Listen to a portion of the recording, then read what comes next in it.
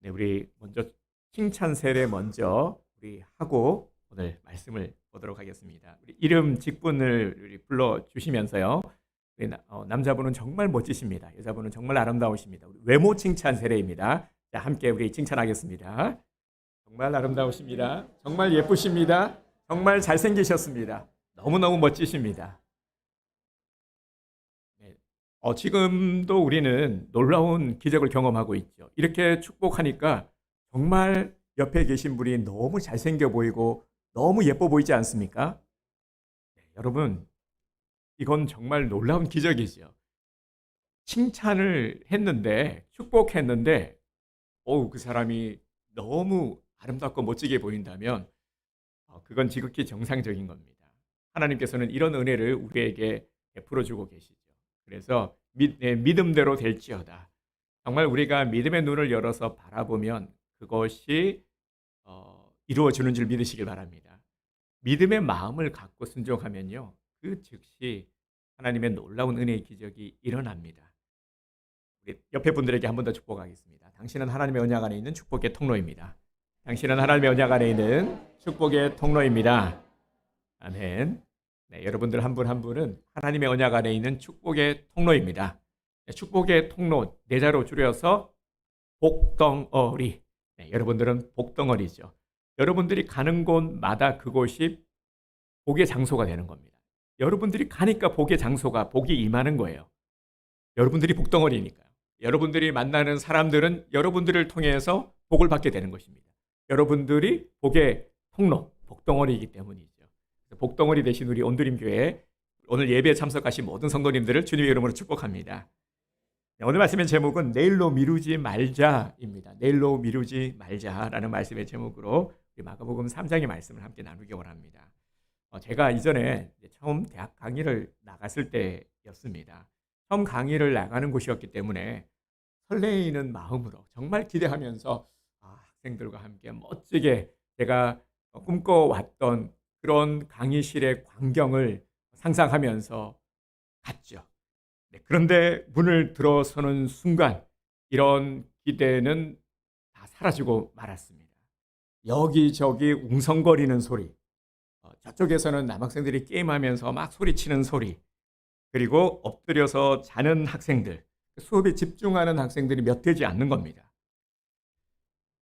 그러다 보니까 이 처음 시작부터 이렇게 맥이 빠지지 않을 수가 없었습니다.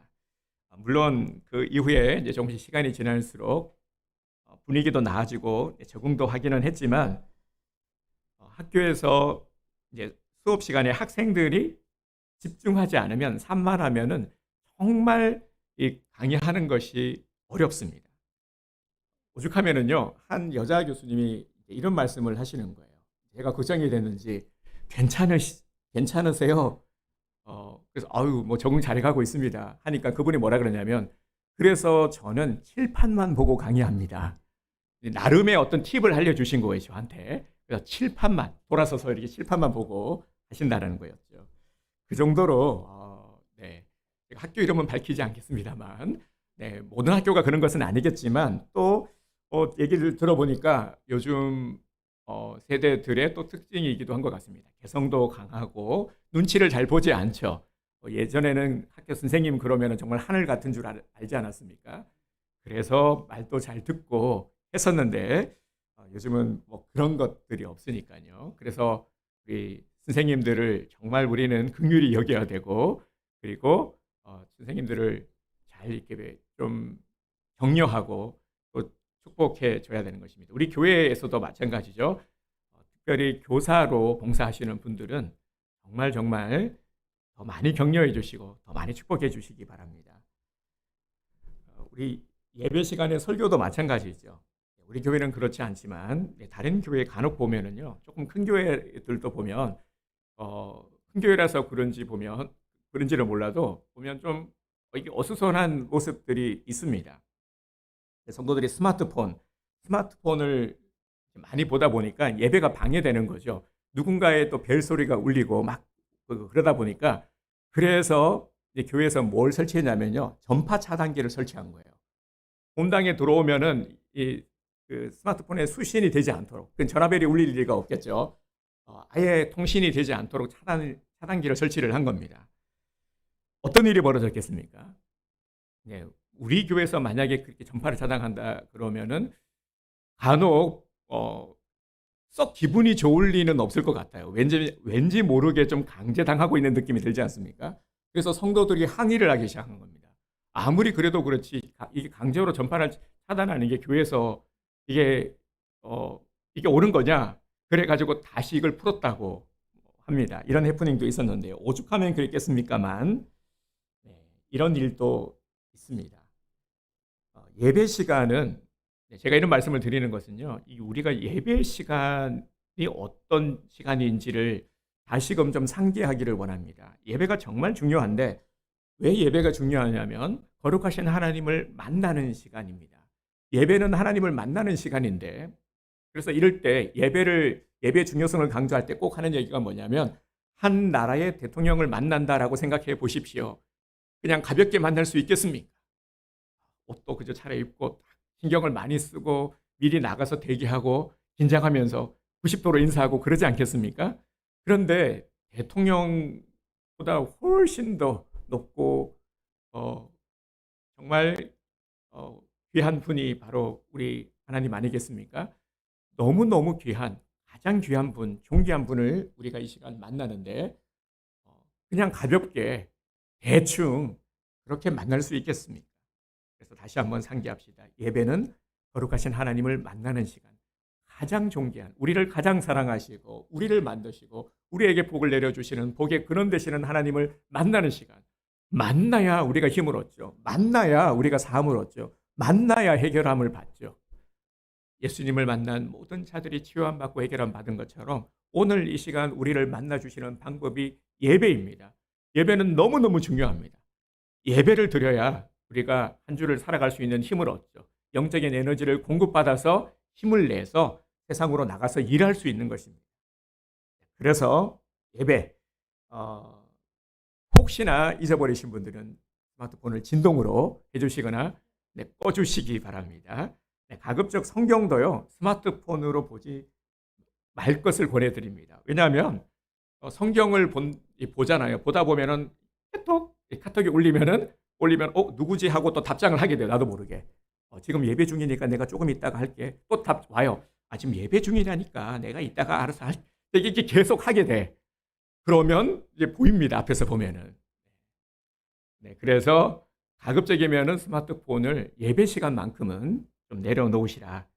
네, 집중하는 것이 중요합니다. 은혜를 발급해하는 똘망똘망한 눈으로 말씀에 집중해 주시기 바랍니다. 설교를 들을 때 귀로는 설교자의 음성을 듣지만 하나님의 말씀으로 받아들이시기 바랍니다. 그러면 집중도 잘 되고요. 이 시간 놀라운 하나님의 은혜의 역사가 일어나게 될 줄 믿습니다. 오늘 본문에 보면 예수님께서 다시 회당을 찾으셨을 때 많은 사람들이 그곳에 있었습니다. 우리 킹 오브 킹스 영화도 다들 우리 이번에 썸머 챌린지의 미션이었잖아요. 이런 기독교 영화를 보면은 도움이 되는 것이 성경을 읽을 때 이 배경이 떠오릅니다. 맞아. 이때 이 장면이지. 한번 떠올려 보시기 바랍니다. 예수님이 가는 곳마다 많은 군중들이 예수님을 따랐죠. 그곳에는 예수님을 만나기 위해 온 사람, 예수님으로부터 치유함을 얻고자 어떻게든 예수님 앞에 나온 사람들, 말씀을 듣고자 갈급하는 마음으로 나온 사람들, 이런 사람들이 가득했습니다. 그런데 그렇지 않은 사람들도 있었죠. 일부는 예수님이 말씀하시는 것들을 듣고 꼬투리를 잡아서 예수님을 해하고자 하는 그런 사람들, 아무튼 이런 많은 사람들로 인해 넘쳐났습니다. 예수님은 특별히 그곳에서 한쪽 손 마른 사람을 주목하셨습니다. 한쪽 손 마른 사람은 한쪽 손이 마비되어서 쓸 수 없는 장애를 입고 있는 사람입니다. 근데 3절을 보면 예수님이 그를 많은 군중들 앞에 세우셨습니다. 이 모습을 한번 떠올려 보십시오. 핸디캡을 안고 있는 사람인데 사람들에게 아무래도 보이기를 좀 꺼려하는 마음이 있겠죠. 저와 예전에 같이 사역을 했던 분 중에 한 분이요. 그 아무도 몰랐는데 나중에 알게 된 게 엄지 손가락에 좀 장애가 있는 분이 있었어요. 손가락이 무슨 이유인지는 모르지만 이 변형이 된, 그러다 보니까, 근데 이 자매가 얼굴도 참 예쁜 자매예요. 반주도 너무 잘하는 자매인데 항상 이제 나중에 알았죠. 요렇게 있는 거예요. 요렇게 있다 보니까 습관적으로 이렇게 감추면은 모르잖아요. 그죠? 어 그러니까 이 자매를 보면서도 이렇게 그 핸디캡은 감추게 되는 겁니다. 안타까움인 것이죠. 정상적인 사람에게도 이제 나오라고 해서 많은 사람들이 보는 앞에서 이렇게 서게 되면은 불편한 일이잖아요. 무척이나 부담스러운 일이지 않습니까? 근데 예수님은 한쪽 손 마른 자를 사람들 군중들 앞에 세우더니 이렇게 말씀하시는 겁니다. 5 절에 보면은 "네 손을 내밀라." 핸디캡은 감추고 싶은 것이고 불편한 것인데, 사람들에게 있어서 보이는 것에 대해서 이 부담스러운 것인데, 주님은 손을 내밀라라는 겁니다. 이 불편한 손을 내밀라라는 것입니다. 이거 정말, 이거는 우리가 이해하기 힘든 일입니다. 상식적으로 생각하기에 오늘 우리들이 가지고 있는 생각으로 보면은 지금의 어떤 정서로는 도저히 이해할 수 없는 일이죠. 손이 말라 있다라는 것은 마비가 되어서 스스로 움직일 수도 없다라는 것입니다. 예수님이 얼마나 지금 이 사람을 불편하게 하고 있는 것입니까? 곤란하게 하고 있는 것이죠. 그리고 사람들이 보는 앞에서 이 우스꽝스러움을 당할 수 있지 않겠습니까? 그러면 이것은 모욕적인 일이 되는 것입니다. 상처가 되는 것이죠. 한쪽 손 마른 자에게 손은 불편하고 감추고 싶은 손인데 내밀라니, 지금 사람들 앞에서 창피를 주는 것 아니겠습니까? 오늘 본문을 보면서요, 예수님의 이런 모습에 대해서 어떤 생각이 드십니까? 성경을 보면 예수님이 이런 부담을 주신 일들이 참 많죠. 예수님이 하신 말씀 보면은요, 어떤 말씀들을 하셨습니까? 걸을 수 없는 사람에게 일어나 걸으라 말씀하기도 하셨고요. 말할 수 없는 사람에게 입을 열라고도 하셨고, 손을 내밀 수 없는 사람에게 손을 내밀어 봐. 이런 상식에 맞지 않는 모습은 우리로서는 참으로 이해하기 어렵습니다. 제가 자주 드리는 말씀이지만 성경을 읽다 보면은 이렇듯 이해되지 않는 일들이 참으로 많습니다. 예수님이 하신 말씀 보면은 상황에 맞지 않는, 정말 전혀 상식에 맞지 않는 그런 말씀을 하실 때도 많고요. 그렇다 보면은 우리는 의문을 갖게 되죠. 아니 이건 뭐지? 아니 왜 이런 말씀을 하셨지? 왜 예수님께서 이렇게 사람에게 부담을 주고 지금 이 불편한 상황을 만드시지? 이 물음표. 이렇게 하시라는 겁니다. 말씀을 보면서 그냥 넘어가지 마시고 이해되지 않을 때, 그래서 주님께서는 의도적으로 감추신 거죠.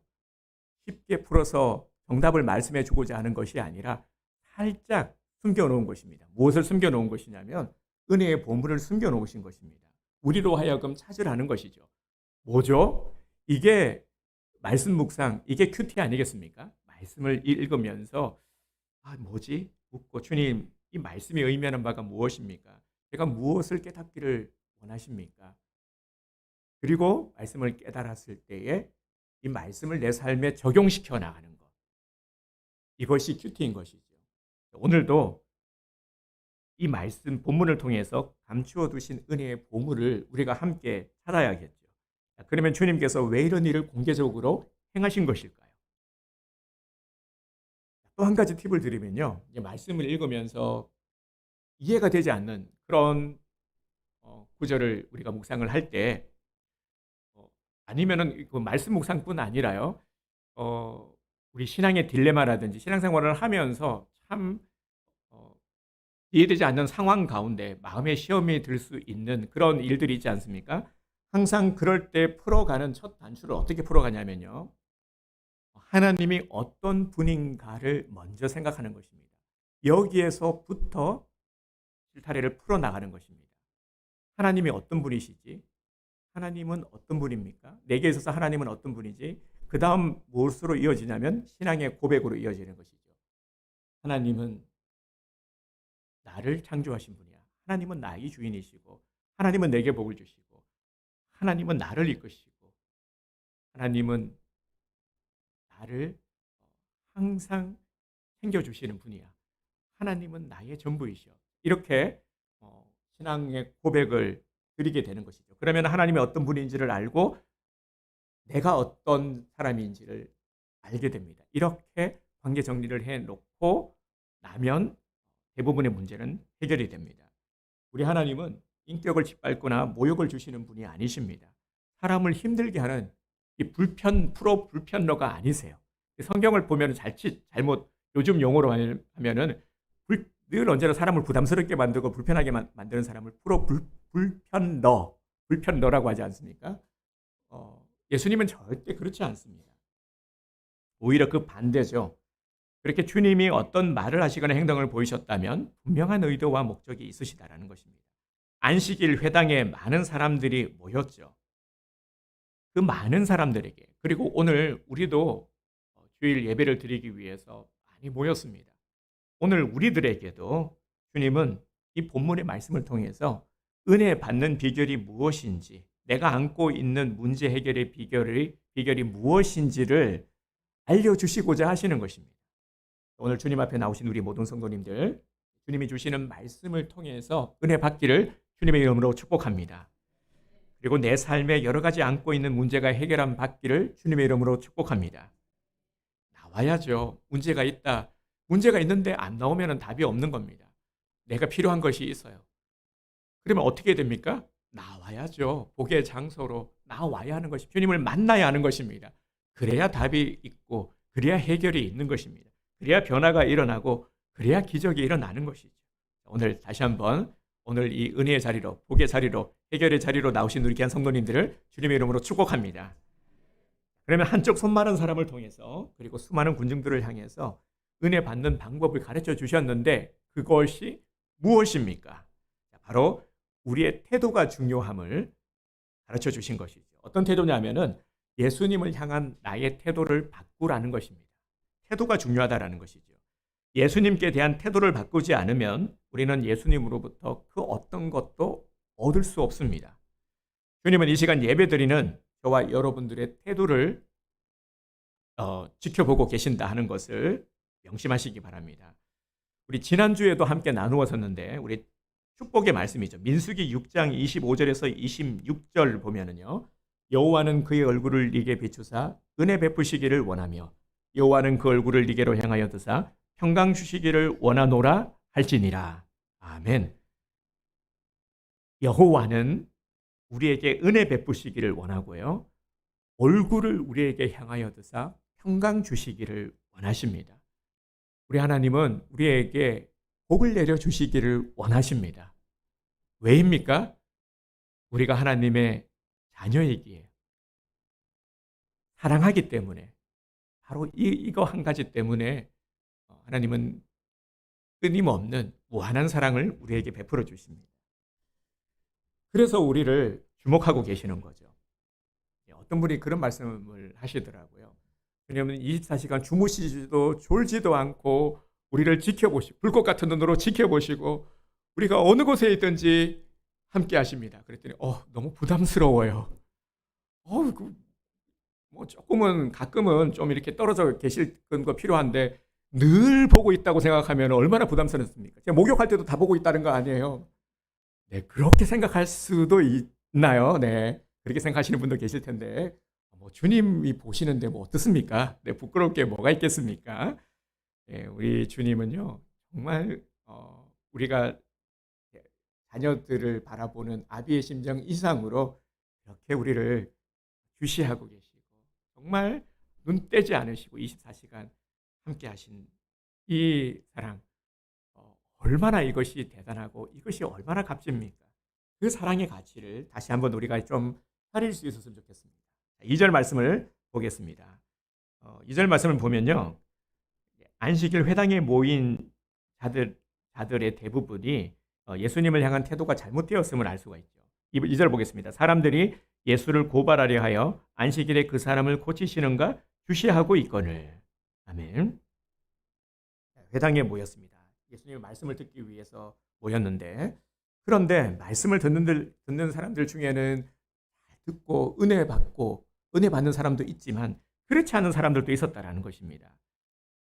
예수님을 고발하려 하여 잘못된 의도를 가지고 지금 말씀을 듣고 있죠. 똑같이 말씀을 듣고 있는 것 같지만 전혀 지금 이 태도가 다릅니다. 당시 이들은 안식일에 대한 이 율법을 철저하게 따르고 있는 이들이었습니다. 예수님이 가시는 곳마다 병자들을 치유하니까 안식일에도 치유를 하시나? 한번 볼까? 안식일에 병자를 치유하면 이것은 율법을 어기는 것. 안식일을 기억하여 거룩히 지키라 하라는 율법을 지키는 것이기 때문에 당시 율법은 법이었습니다. 율법을 어기면 이걸 처형당할 수도 있었죠. 그만큼 큰 것이었는데요.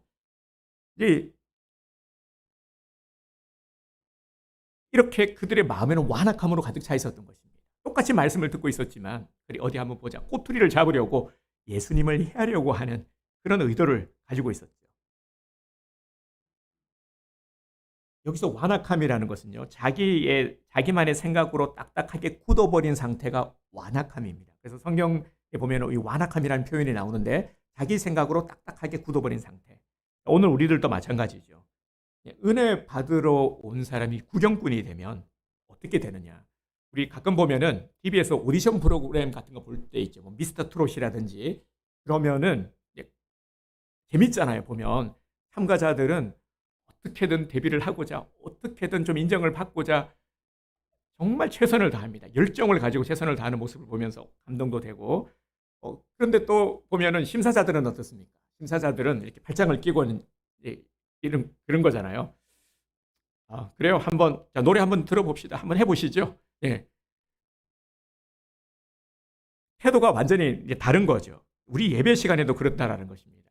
우리가 예배에 대한 열정을 가지고 사모하는 마음으로 오늘은 은혜 받아야지 그렇게 집중하는 게 아니라 그래 뭐 지난주보다 설교 좀 잘하나 한번 보자. 그래 내가 요즘 유튜브 좀 듣고 있는데 우리 목사님의 설교 정도가 어느 정도인지 내가 한번 보겠다. 점수 한번 매겨봐야지.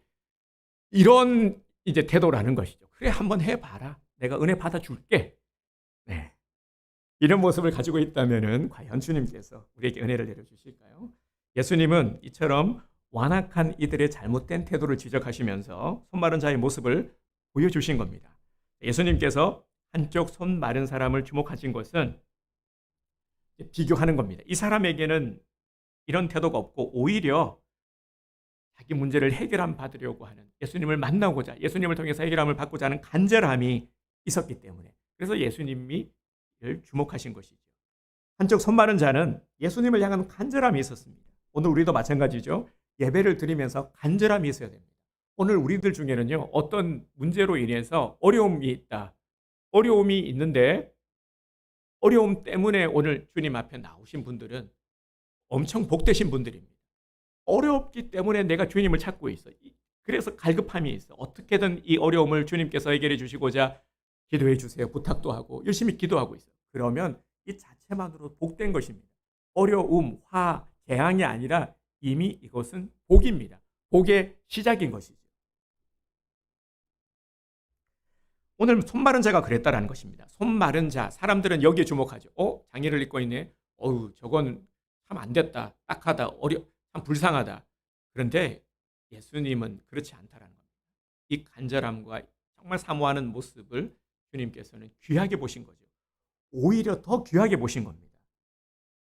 우리가 자주 사용하는 말 중에서도요. 그런 말이 있잖아요. 저는 이게 생각이 나더라고요. 예배를 본다. 예배 보러 가자. 제가 어릴 때 있었던 일입니다. 실제로 어릴 때 주일학교 다닐 때 친구 무심코 제가 이제 예배 보러 가요 했는데 주일학교 선생님이 엄청 혼내시는 거예요. 야! 예배는 보는 게 아니라 드리는 거야. 엄청 혼났던 게. 그러면 저는 속으로 보는 거랑 드리는 거 똑같이 뭘 저렇게 뭐라고 하시나 했는데요. 지금 생각하면 그 선생님의 그 사모함이 있었던 것이죠. 그래서 이런 작은 것들부터 우리가 좀 습관을 들이면 좋을 것 같습니다. 예배를 보는 게 아니라 드리는 거죠. 요한복음 4장 23절을 보면은 아버지께 참되게 예배하는 자들은 영과 진리로 예배할 때가 오나니 곧 이때라. 아버지께서는 자기에게 이렇게 예배하는 자들을 찾으시느니라. 아멘. 영과 진리로 어떤 자들을 어떻게 예배하는 자를 찾는다 했는데 어떻게 예배드리는 자를 찾는다라는 겁니까? 영과 진리로 나를 산 제물로 내어드리는 산 제사의 예배를 드리기를 원하시는 거죠. 이렇게 우리는 지금부터 예배에 대한 습관부터 바꾸어야 되는 것입니다. 예수님께서는 이런 이런 그들을 향해 물으셨습니다. 4절 그들에게 이르시되 안식일에 선을 행하는 것과 악을 행하는 것 생명을 구하는 것과 죽이는 것 어느 것이 옳으냐 하시니 그들이 잠잠하거늘. 아멘. 예수님의 물음에 침묵했어요. 아무런 반응을 하지 않았다라는 것은 예수님의 말씀을 듣고 무시했다라는 겁니다. 어지간하면 예수님의 말씀을 듣고는 깨닫고 말이죠. 예수님 제가 좀 잘못 생각했습니다. 할 텐데 침묵했죠. 할 말이 없을 뿐더러 예수님을 무시하고 있는 모습입니다. 이게 과연 은혜 받는 자의 태도입니까? 하지만 한쪽 손 마른 자의 태도는 어떠했습니까? 비록 불편한 몸이 있고 핸디캡을 가지고 있었지만 주님의 말씀에 아멘하고 아멘으로 반응하고 받아들였습니다. 무엇을 통해 이를 알 수 있냐면 예수님이 일어서라 했을 때 일어섰습니다. 순종했죠. 자신의 부끄러운 모습을 보여주는 것은 수치이고요. 아픔이기도 합니다. 참으로 고통스러운 것이기도 해요. 그런데도 순종했습니다. 아멘. 일어섰습니다. 가운데로 나와 서라고 했을 때 순종했죠. 한참을 서 있었습니다. 이 손을 내밀어라. 사실 손을 내밀어서 고침을 받을 거라 기대를 했을까요? 여기까지는 기대하지 못했을 것 같습니다. 그런 기대보다는 예수님의 말씀이니까 순종한 거죠. 예수님의 말씀에 아무런 반응도 없고 무시하는 자에게는 어떠한 은혜도 없는 것입니다. 하나님 앞에 나와서 은혜 받기를 원하는 자들은 절대 입을 닫고 마음을 닫아서는 안 됩니다. 그래서 예배드리기 전에 준비 시간이 필요한 겁니다. 좀 일찍 나와서 기도하면서 마음을 열어주시기를 귀를 열어주시기를 성령님의 임재를 구하며 기도 드리는 것이 대단히 중요합니다. 두 가지죠. 열어주시기를 기도하고 그 다음에 자백하는 기도를 드리는 거죠. 죄로 인해서 가로막혀 있는 모든 장벽들을 열어주시기를 허물어주시기를 기도하고 그렇게 예배드리면 은혜가 임하지 않을 수가 없는 것이죠. 그래서 오늘 우리들에게 회복되어야 될 것이 바로 이 아멘 신앙입니다. 저를 한번 따라서 하겠습니다. 아멘, 아멘, 아멘. 이렇게 하시면 됩니다. 쉽죠? 네, 어렵지 않습니다. 아멘은요, 그냥 추임새가 아니에요. 그냥 예배 드릴 때 리액션처럼 그냥 추임새가 아니라 이 말씀이 하나님의 말씀임을 내가 믿습니다. 이 말씀대로 살겠습니다. 라고 하는 내 신앙의 고백을 담아서 주님 앞에 드리는 겁니다. 하지만 은혜에 반응하지 못하는 바리새인들, 이들은 아멘할 수가 없죠. 절대로 아멘할 수가 없습니다. 이들은 예수님을 죽일까 의논했습니다. 말씀을 듣고 누구는 은혜 받는데 그런데 말씀을 듣고도 전혀 다른 방향으로 흘러가는 자들의 모습입니다. 우리는 이들의 모습을 보면서 은혜 받지 못하는 자들의 상태를 알 수가 있습니다. 대적자로 변했죠. 왜냐하면 은혜가 없는 자들은 항상 그 입에서 원망과 불평의 말, 시기의 말을 하기 때문입니다. 늘 시비거리를 찾고요.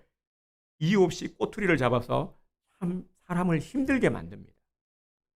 은혜가 비어버린 자리는 사탄이 그 자리를 차지하고 있기 때문에 당연히 그럴 수밖에 없는 것입니다.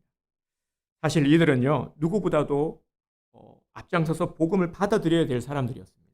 예수님을 알아보고 메시아로 알아보고 예수님을 따라야 될 자들이었습니다. 바리새인, 서기관, 종교 지도자들이었습니다.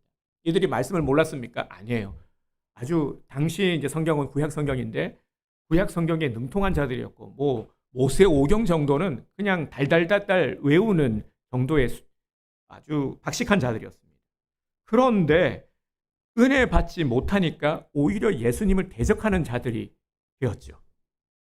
우리도 마찬가지입니다. 우리가 오랜 신앙생활을 해왔지만 오늘 우리들 중에는 신앙생활을 오래 하시는 분들도 계실 겁니다. 신앙생활을 오래 하면서 말씀이 쌓여가면서 성장해 가고 성숙되어 가고 풍족한 은혜를 누리는 분들도 계시겠지만 신앙의 연륜은 있지만 자라가지 못한 내 안에 말라 비틀어진 그런 고갈된 모습을 또 보게 됩니다. 이 모습이 바로 바리새인과 같은 모습인 것이죠.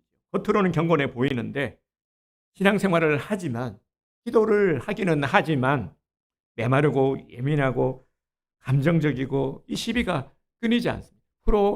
진짜 불편러가 되는 거죠. 가는 곳마다 분란을 일으키고 가는 곳마다 사람들에게 상처를 주고 힘들게 합니다.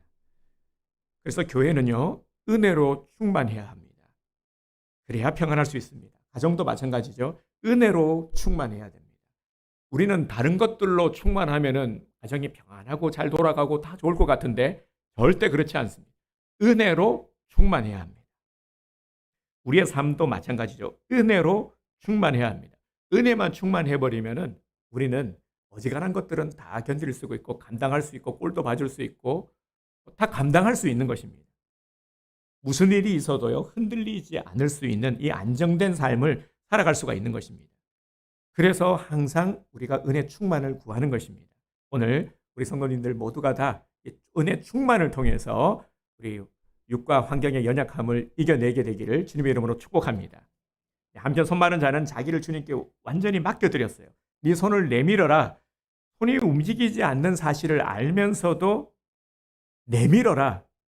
말씀에 몸을 맡긴 겁니다. 사실 지금 이 손 마른 자는 말도 안 되는 거잖아요. 말도 안 되는 행동을 하고 있지만 전혀 이치에 맞지 않지만 말씀대로 했더니 그 결과가 어떻게 되었습니까? 기적이 임했습니다.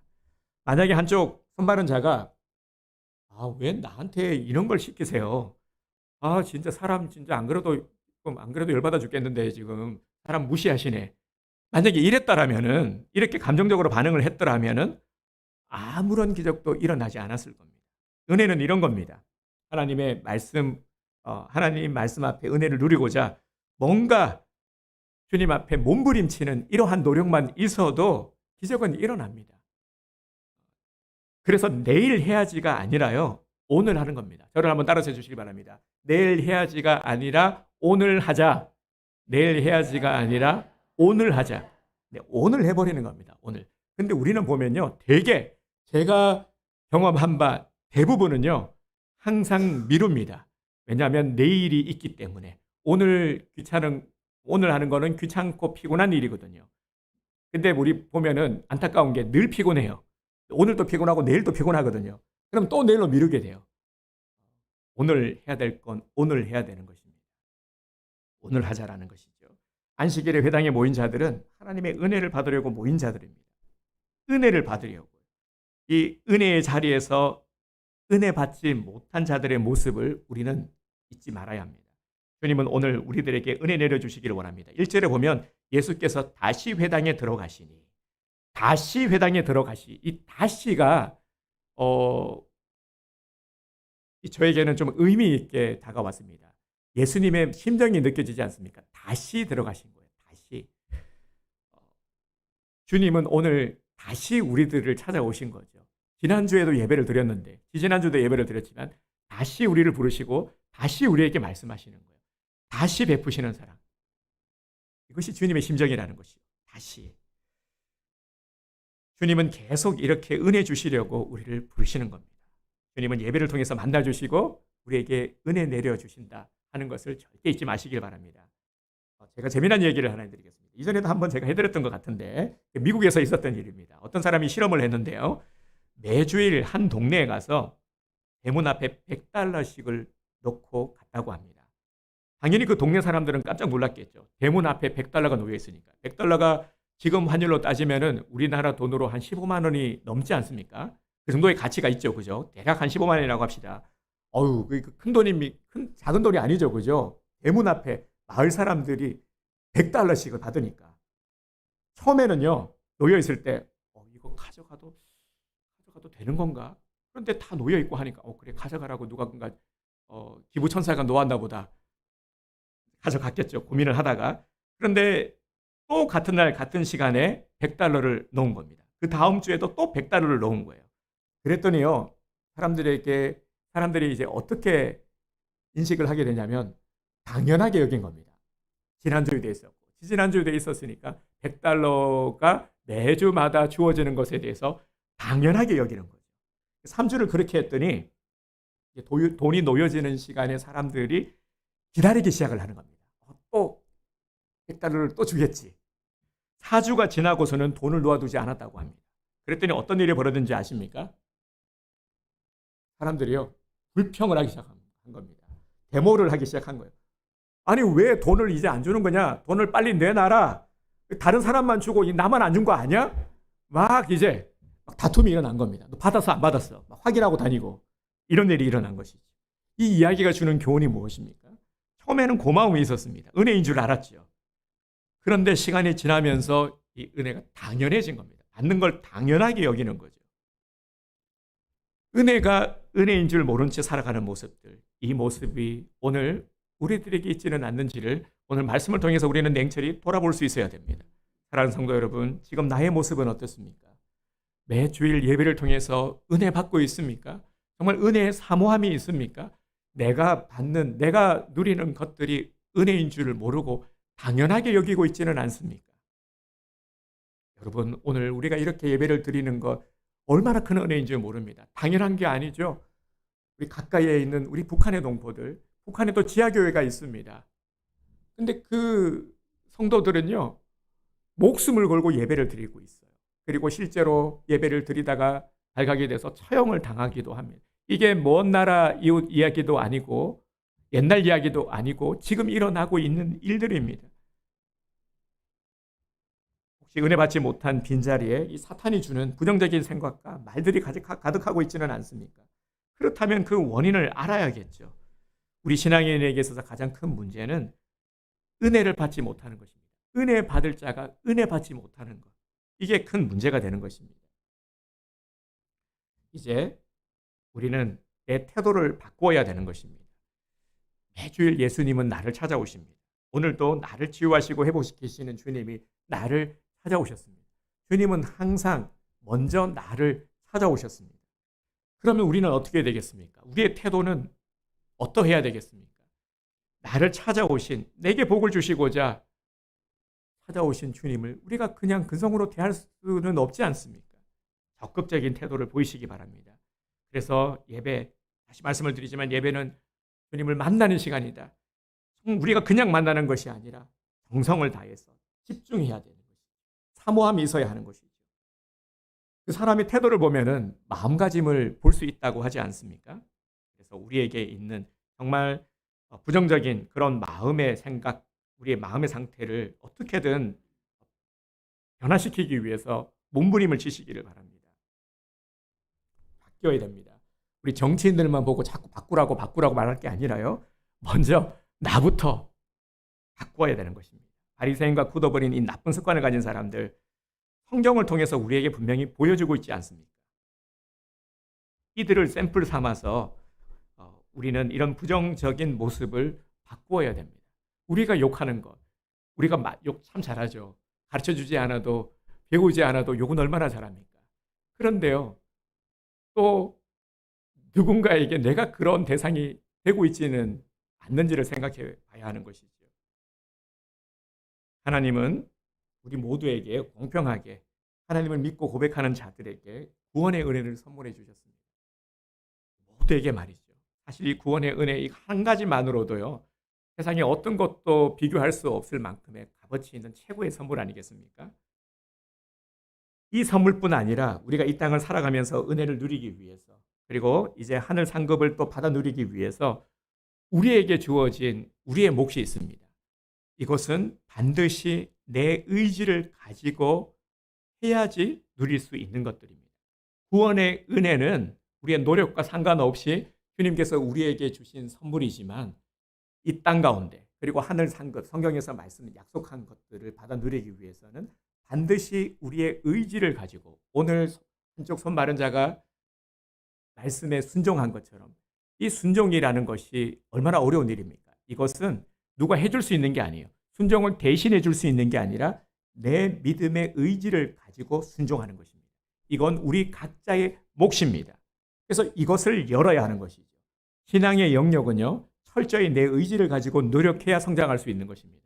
우리는 늘 언제나 이 요구를 많이 하죠. 은혜를 받는 거, 누리는 거고, 내가 뭔가를 자꾸 이렇게 받고 누리기를 원하고, 그러다 보면은 좀 저절로 신앙도 성장하고, 그냥 좀 편하게 신앙생활을 하면서도 저절로 시간이 지나면은 성장해 갈 것 같지만 절대 그렇지 않습니다. 아주 혹독하리 만큼 나를 쳐서 복종시키는 이러한 노력이 있어야, 엄청난 노력과 수고가 있어야 성장해 갈 수가 있는 것입니다. 그런데 수고로 끝나는 것이 아니라, 수고로 끝난다면 누가 하겠습니까? 그것이 아니라 하나님께서는 약속하신 상급을 반드시 내려주십니다. 그냥 되어지기를 바라는 것은 요행의 마음입니다. 이걸 깨뜨리시기 바랍니다. 그냥 나아지겠지. 그냥 대충 그냥 기도하고 시간이 지나면 다 이루어지고 그냥 다 알아서 되겠지. 요행의 마음입니다. 이제 우리는 정말 믿음의 의지를 가지고요, 노력해 가야 합니다. 무엇을 노력해야 됩니까? 그래서 무엇을 노력해야 되는지를 말씀을 통해서 알려주시는 겁니다. 먼저 해야 될 것, 적극적으로 예배에 참여하고 반응하시기를 바랍니다. 어떤 말씀이 내게 주어지든지 아멘 하겠다. 한 번 더 따라서 합시다. 아멘. 어떤 말씀이 주어지시더라도 아멘 하실 거죠? 안 하신 분들이, 네, 다 아멘 하셨으리라고 믿습니다. 이 사람은 되게 영악합니다. 신앙생활을 하다 보면은요, 걸러요. 어느 순간 보면은. 그래서 조금 나에게 불리하다 싶으면 아멘 안 해. 네, 그러시면 안 된다라는 겁니다. 아멘 하셔야 됩니다. 다시 말씀을 드리지만 우리가 그럴 때가 있어요. 어떤 뭐 직분의 일도 그렇고 봉사의 일도 그렇고요. 그냥 사람은요, 나이를 먹어가면서 좀 이렇게 좀 요령 같은 것들이 생깁니다. 좀 편하고자 하는, 이제 그게 고스란히 우리 신앙 생활에 있어서도 나타나는데, 신앙은 반대로 해야 되는 것이거든요. 오히려 혹독하리 만큼 나를 계속해서 기름칠하고 움직여야지, 그래야 우리가 병들지 않고 건강하게 잘 살아갈 수가 있는데 자꾸 편하고자, 묻어가고자 하는 것이죠. 그러다 보면은 거릅니다. 이거는 내가 지금 하고 싶고 안 하고 싶고, 하고 싶고 안 하고 싶고로 걸으면 안 되는 겁니다. 말씀하시니까 내가 좀 내키지는 않지만, 지금 상황이 좀 여의치는 않지만 아멘하고 순종하는 겁니다. 잘 안 될 수도 있죠. 하지만 그 순종의 마음을 귀하게 보시는 겁니다. 그리고 나머지의 것들을 채워주시는 것, 이것이 복인 거죠. 이런 내 의지를 가지고 순종하지 않으면 하나님도 복을 내려주실 수가 없는 겁니다. 근거 삼을 만한 것이 없기 때문에. 여러분, 이 원리를 잘 기억하셔야 됩니다. 다시 말씀드리지만, 말씀을 듣지 못하게 만드는 것, 산만하게 만들고 여러 가지 막 너무 복잡해. 이거는 사단의 역사인 것입니다. 내 안에 주님께서 계셔야 되는데 사단이 자리를 차지하고 있으니까 자꾸 이게 산만한 겁니다. 자꾸 정신이 없는 겁니다. 그래서 우리가 내가 말씀을 듣지 못하게 만드는 장애거리를 다 제거해 버려야 되는 것입니다. 과감하게 제거해 버리셔야 됩니다. 주님은 내게 은혜 주시려고 이 시간 나를 찾아오셨습니다. 많고 많은 사람들 중에 나를 택하사 자녀 삼으신 것, 너무 감사하지 않습니까? 여러분, 이것이 진짜 이건 너무 감격스러운 일입니다. 이 은혜를 잊지 마시기 바랍니다. 다윗의 고백처럼요, 내게 주신 모든 은혜를 내가 여호와께 무엇으로 보답할꼬, 이러한 마음으로 주님 앞에 정말 감사의 고백을 드리시기를 바랍니다. 은혜를 기억하여 이 은혜에 어떻게든 보답하려는 거, 내가 할 수 있는 것으로 작은 것이라 할지라도 어떻게든 보답하려고 하는 거, 내가 진짜 단지 기부천사 소리 듣고 사람들에게 와 진짜 선한 일 많이 하시네요, 이 소리 들으려고 하는 게 아니라 정말 하나님께 영광 올려드리기 위해서 작은 일이 헌신하는 것, 우리는 그래야 된다는 것입니다. 우리 요절 말씀 오늘 함께 선포하도록 하겠습니다. 시작. 예, 주보에 있습니다. 주보에 그 예배 순서 밑에, 자, 시작. 내일 일을 너희가 알지 못하는도다. 너희 생명이 무엇이냐? 너희는 잠깐 보이다가 없어지는 안개니라. 야고보서 4장 14절 말씀. 아멘. 하나님은요, 우리가 내일 일을 알지 못하게 만드셨습니다. 이유가 있기 때문이에요. 내일 일을 알면 과연 우리에게 유익할까? 조금만 생각해 보십시오. 그러면 유익하지 않다라는 것을 알게 되실 겁니다. 여러분, 내일 일이 염려되십니까? 내일을 주관하시는 주님을 더욱더 의지합시다. 여러 가지 일로 머리가 아프고 복잡하십니까? 문제 넘어 해결되신 주님을 더욱 바라봅시다. 나의 일보다 하나님의 일이 먼저입니다. 모든 것보다 신앙의 일이 먼저입니다. 내 태도를 한번 바꾸어 봅시다. 그리고 내일 해야지 하는 것이 아니라 내일 해야지가 아니라 오늘 하는 겁니다. 이제 말로만이 아니라 진짜 한번 행동해 봅시다. 한 번 움직이면 두 번 움직이는 것이 쉬워집니다. 내게 은혜 주시기를 원하시는 분들은 언제든지 주님 앞으로 나오시기를 바랍니다. 주님 앞에 나와야 회복이 있고 나와야 답을 얻게 되는 것입니다. 나와야 문제가 해결이 되는 것입니다. 나오지 않고는 아무것도 기대할 수가 없습니다. 예수님을 통해서 매주일 회복의 역사를 경험해 봅시다. 내 삶에 좀 활기를 불어넣어 봅시다. 정말 뜨뜻미지근한 그런 모습의 신앙이 아니라 활력 있고 진짜 살아있는 모습으로 생기 있는 모습으로 매일매일의 삶을 살아가는 우리 성도님들이 되시기를 주님의 이름으로 축복합니다.